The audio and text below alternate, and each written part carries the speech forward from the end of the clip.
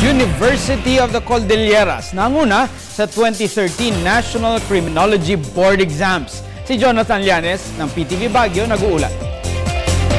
Bukod sa pamumuno sa top 5 position, tuloy ang dinamina ng University of the Cordilleras College of Criminal Justice Education sa lungsod ng Baguio ang Nationwide Criminologist Licensure Exam para sa taong ito na isinagawa ng Philippine Regulatory Commission. Maliban kay Roland Pagnas Bayangan ng UC na nanguna sa top 1, tumabla sa kanya si Sean Hilot Gahe ng Cagayan de Oro College na pawang nakakuha ng 90.85% sa nasabing pagsusulit.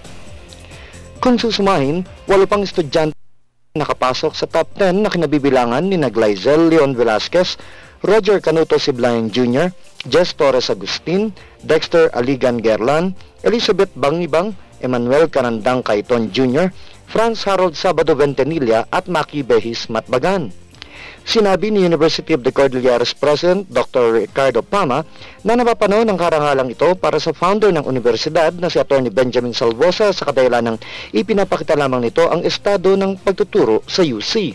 Because as you very well know, the college has been rated by the PRC, the Professional Regulation Commission in Manila, as the top performing criminology school for the last 32 times, consecutive times.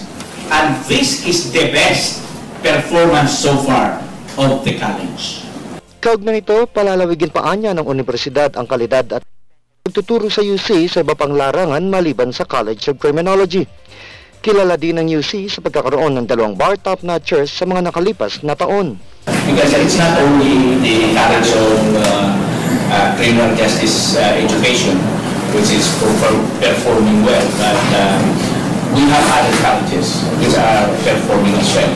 If I may start, for example, with our College of Arts and Sciences, as you very well know, this particular college, we do not have board examinations. So the way that we rate the performance of our college here is really on the quality of the graduates that we produce. Mula sa 13,484, umaabot sa 5,701 ang nakapasa sa nasabing pagsusulit. Mula sa lungsod ng Baguio para sa Telebisyon ng Bayan, Jonathan Llanes.